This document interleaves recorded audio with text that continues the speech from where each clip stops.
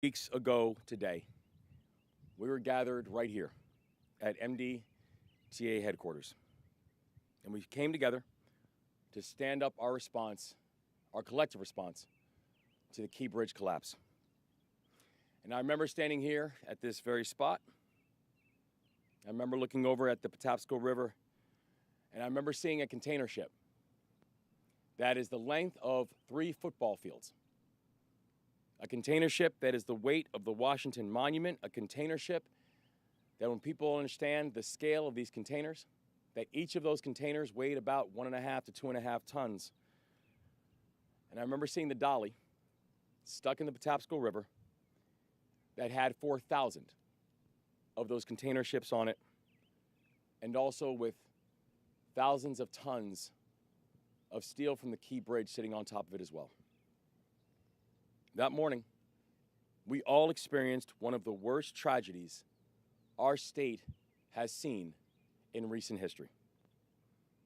We saw where a major artery of one of our country's busiest ports had collapsed, something that tens of thousands of workers relied on every single day to get to work, that tons of mangled steel sat at the bottom of the Patapsco River, where thousands of workers who relied on this port, who rely on this bridge, saw their place of work close.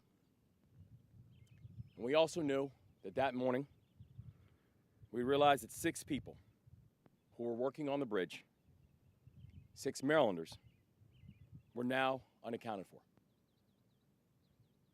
That morning, we looked over there, and what we saw was frankly more questions than answers. What we saw was more unknowns than knowns. But now, 8 weeks later, we're standing. We're standing in the same spot.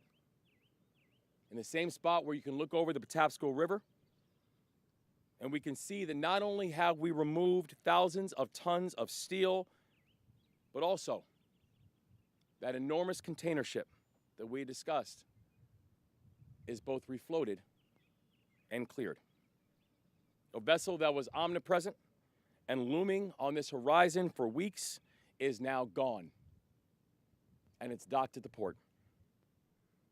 People said that it could take months to get to this point.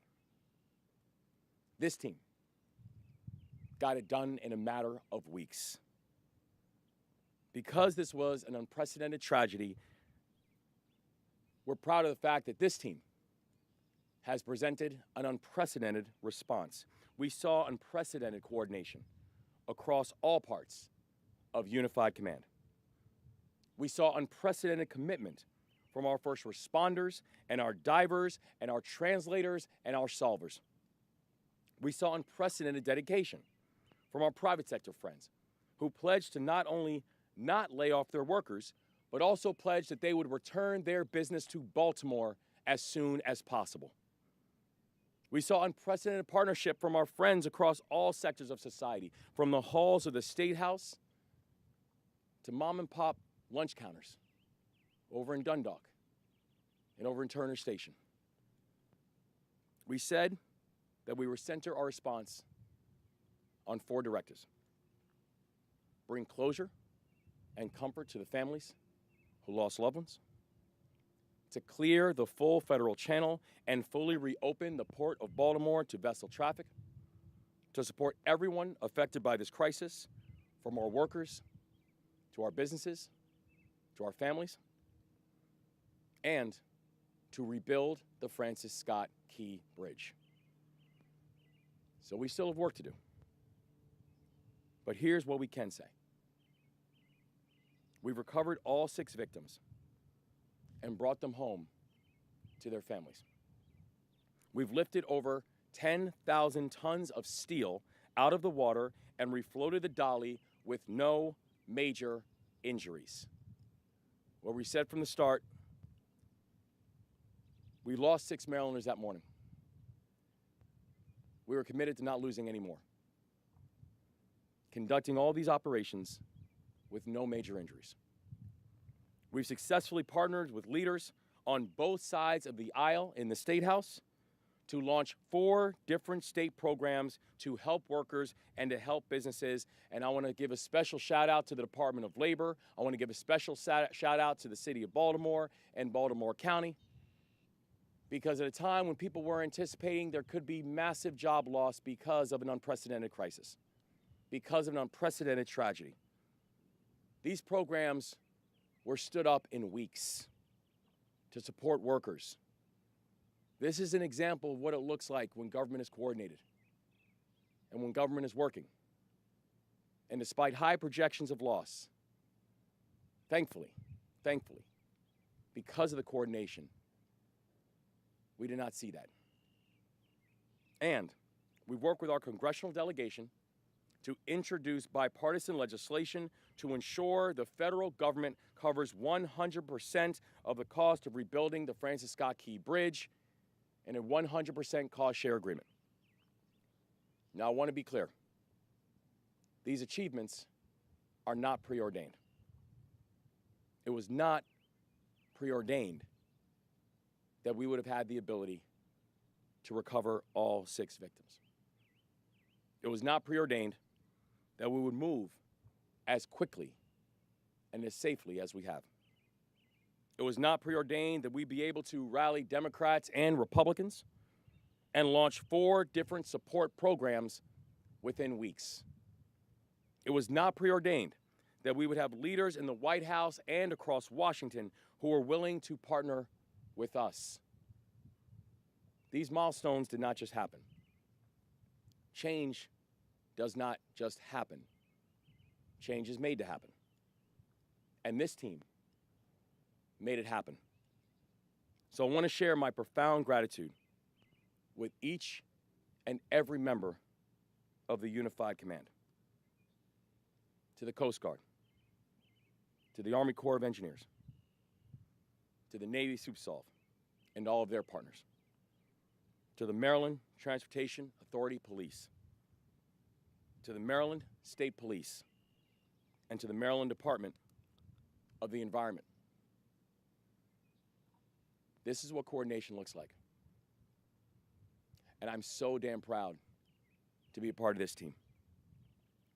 I want to thank all of our friends and partners inside and outside of every level of government, from the local level, from the city and the county, from the state level to the federal level. And I want to give 2 special acknowledgments. First, to President Biden and to the White House. My phone first rang from the White House, I believe a little after 3 o'clock in the morning. At that point, we saw that they were already on it. And that's been the consistent level of communication and partnership that we've had with this White House and with this administration. And to them, we say deep and profound thank you. Thank you for being with us every step of the way. And in fact, just yesterday, we had a chance once again to speak with the White House, who have continued to pledge their support for the continued recovery and rebuilding of our efforts here in Baltimore. Second, I want to say thank you to my friend, Republican Chairman Sam Graves from Missouri. His committee held a hearing last week on the Key Bridge response, and we heard from both Democrats and Republicans about their support for rebuilding the Key Bridge with a 100% federal cost share. And I want to be clear, the American people are going to be made whole. But the reason this cost share is so important is just simply because it allows us to move with the speed and the certainty that this mission requires. Bipartisan momentum and bipartisan cooperation is not a talking point to us. It's a necessity. And it is something that is achievable, and it is something that is a hard-earned destination. We don't just talk about it. We do it. Our team will continue to be in contact with our federal partners to ensure that we can and we will get this done.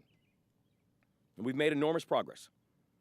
And over the next week, We expect another 20 vessels and barges to come through the port's public terminals. But I do want to be very, very clear this morning. The mission's not over. The work is not done. We've said that we will bring all 4 directives to completion, and we will. Completion means making sure that these families get the care and the support that they need. Completion means opening the full 700-foot wide, 50-foot deep channel. Completion means making sure that none of our businesses or our workers fall through the cracks, and we fully reopen the vessel traffic to the port. Completion means coming together again to celebrate the reopening of the new Francis Scott Key Bridge. In this administration, we finish the work we start. That's our commitment. And I'm very moved by the fact that I can now look out over the Patapsco River and not see the Dolly anymore. It's a beautiful sight. And it shows that progress is still here.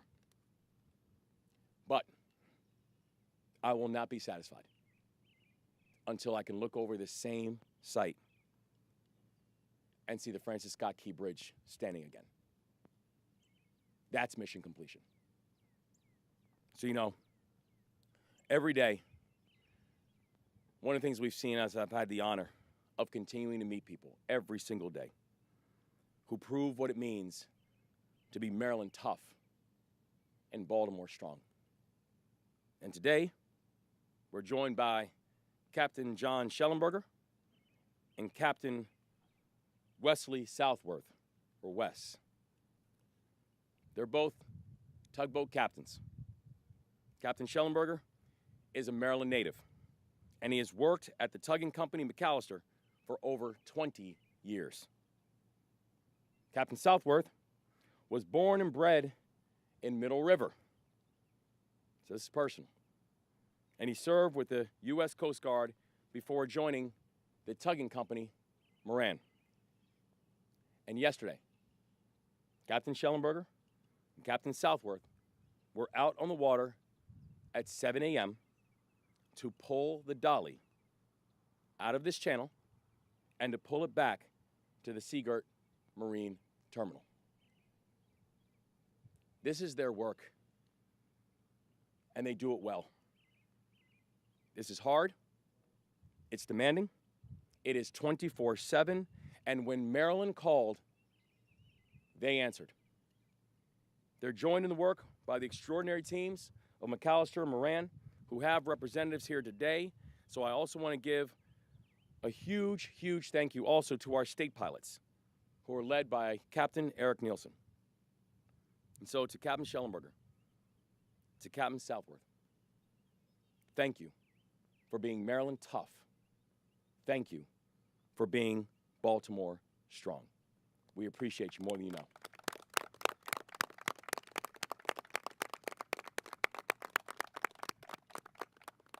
And by the way, we were out on the water.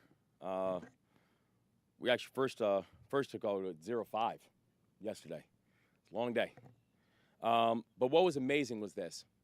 Even as the tugboats were pulling the Dolly out and the Dolly was being moved over to Seagirt, literally, as the Dolly was still on the move, Unified Command and the salvage team was already back in the water, clearing steel. The Chessie and the Gus still pulling tons of steel out of the water. The mission never stopped. The operations continued. That's this team. That's this commitment. That's this hunger to get it right. And we are so blessed to have our country's best here in Baltimore.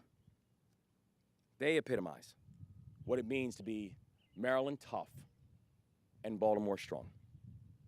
So I'm grateful for this team. I'm grateful for this push. We are going to keep working together. We are going to stay coordinated. We are going to continue to have an unprecedented response to an unprecedented crisis in Maryland. we're going to get this done. So, with that, I'm now going to turn it over to Al McGilreath, representing Unified Command with a deep sense of gratitude and thanks. Bless you, Admiral. Thank you.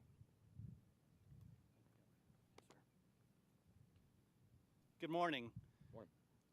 First, I'd like to say thank you to the governor, to the elected officials, and most especially to the people of Maryland and the people in the community of Baltimore for your continued support of the Unified Command. That support and trust that you've shown the Unified Command, members of the Unified Command, have really led to the speed with which this Unified Command has worked. So I'm exceptionally proud of the members of the Unified Command that you see standing up here, as well as the people that they represent, the salvers, everybody, and the progress that they've made so far. So I'd like to give you an update on where we're at. First, our prayers remain with the families of the victims.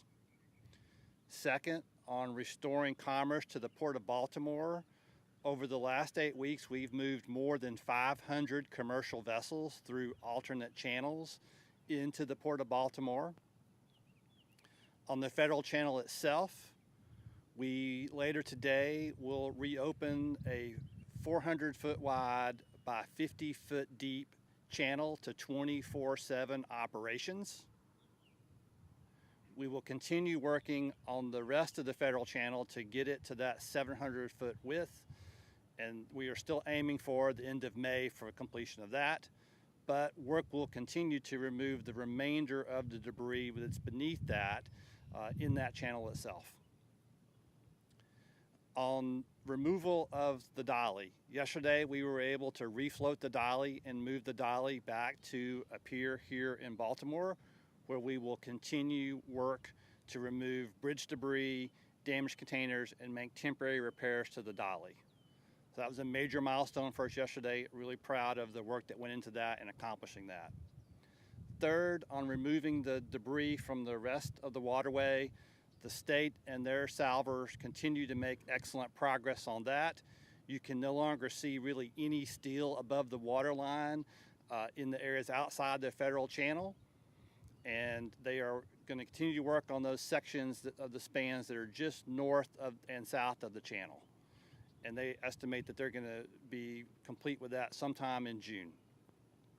So those are updates. Again, I'm really thankful, Governor, for your support, the trust that you've given us, and we thank you for everything you've done to ensure that this moved speedily. Thank you, sir. Thank you, sir. Thank you so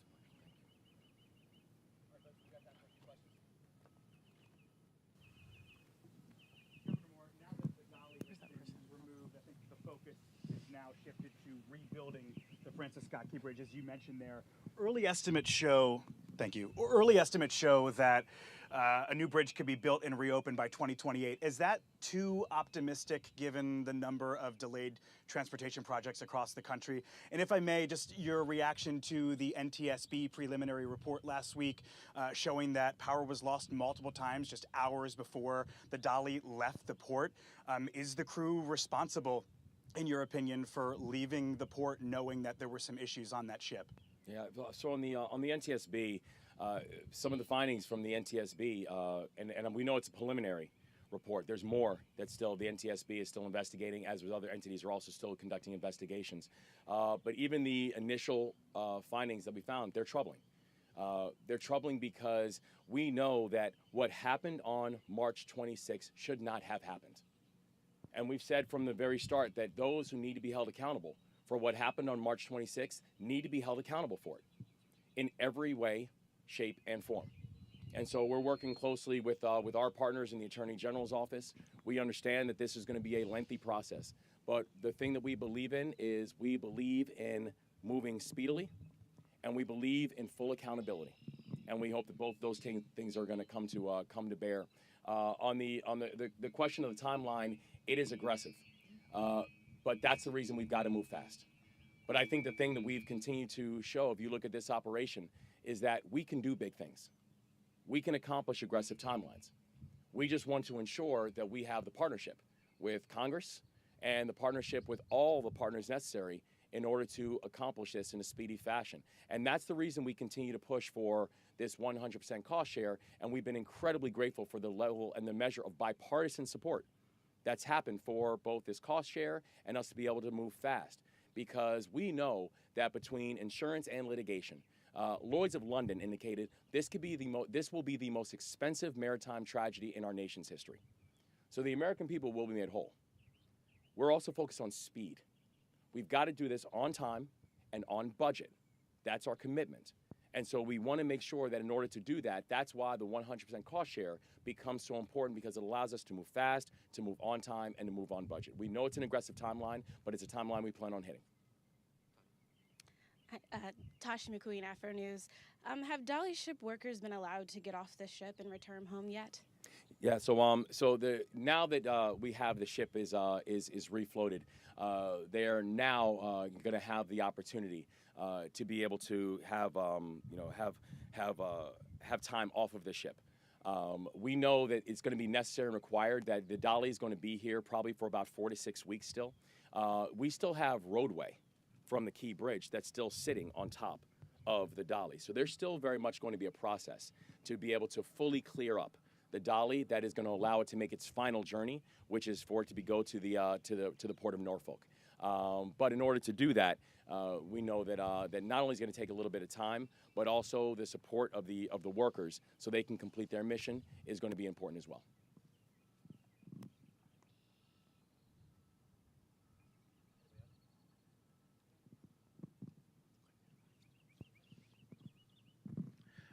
Governor, how emotional was it for you as it was all happening? I mean, we were all here watching, but you were out there in the boat, and as those tugs started doing their thing, how emotional was it for you?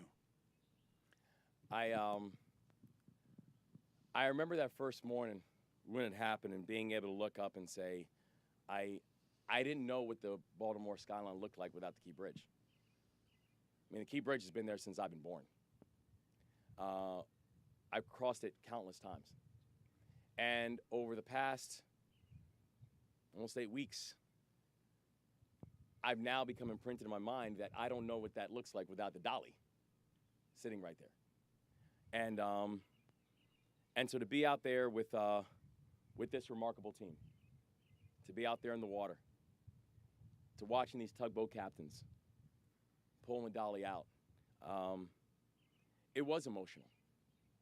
It was emotional because my immediate thoughts went back to these family members and the horror that night. That my immediate thoughts went back to these port workers who woke up that morning and were trying to figure out what is their livelihood now. That the immediate thought went back to the MDTA officers who that night ended up saving countless lives by stopping traffic on that bridge. Immediate thought went out to our divers who were out there literally within an hour working to save lives. Immediate thought goes to the private sector partners who, as we reached out to all of our various private sector partners, who said, we're not going anywhere. We're standing with you. We're not going to lay off our workers. We're going to make sure we bring our businesses back to the port and keep this as the most effective and most extraordinary port inside this country. That the immediate thought went back to the people who brought food and supplies to these first responders, the people part of Unified Command who've been working around the clock on this.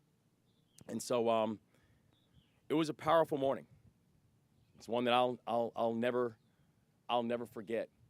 But also, it was a reminder that while there were some that said this thing could take months, this team got it done in weeks. Historic speed. And it's just a very important reminder that partnership produces progress. And nothing else does. Governor, I know there's been a look at protecting the Bay Bridge as well. Is there any update on any measures taken to protect the Bay Bridge or any other of the state's bridges? Yeah, we've been going through, and actually we started our evaluation processes even prior to what happened with the Key Bridge. of just really looking at how are we protecting all of our state's critical infrastructure, our roads, our bridges, our tunnels. I think they take on a special pronunciation now for our ability to be able to move fast on this issue. But we need to make sure that every single critical infrastructure asset in our state is one that is protected, and the people of our state need to know and should know that they are safe, being able to maneuver on them. But I think we saw, and the reason that we have put so much of an emphasis on this is we see what happens when one of these core arteries is hit. You know, we see what that means to the Port of Baltimore, where, you know, there's 3 main pathways to get to the Port of Baltimore. You know, it's the Baltimore Harbor Tunnel, it's the Fort McHenry Tunnel, and it was the Key Bridge. And the challenge is that many of the goods that are going to the Port of Baltimore, particularly things that are either hazmat or things that or are fuel trucks, they can't go in the tunnels. And so we've seen what happens when one of our major arteries takes a significant hit. And so there has been and continues to be a focus for our state to make sure that our critical infrastructure is strong, that our critical infrastructure is secure. And I know it's not just happening in Maryland, because I've been in conversation with governors around the country who are very much going through the same process. Governor, we know that the effort to support the families, you said, is a main priority. Can you talk about how they're doing? Any update on the families? Yeah. You know, we have been in constant communication with the families. I believe now numbers, we have over 20 people that are assigned and working with the family through various state agencies, to include the remarkable work that our state police is doing. And I know that that one of the first things that we promised the families was that we would stop at nothing when it was a search and rescue mission to be able to work to rescue their family members. And when it turned into a recovery mission, our promise was the same, that we were going to stop at nothing to recover the members of the family members. And I remember conversations with the families where that was a major ask for them, where they just said, we just want to see, we want them back. We're thankful that this team has been able to bring that measure of closure to these families, to return all six family members to their family. But we also know that the support for their families, it doesn't stop there. This is going to be a long time grieving process. It's going to be a long time grieving process for our entire state, who knows that we stand with these family members every single day. But it's especially going to be a long time grieving process for these family members. And so our consistent communication with them and being able to do what we can do to provide whatever closure that they need, that is going to be and will continue to be an ongoing process for our state. All right, guys, thank you all so much. Thank you all.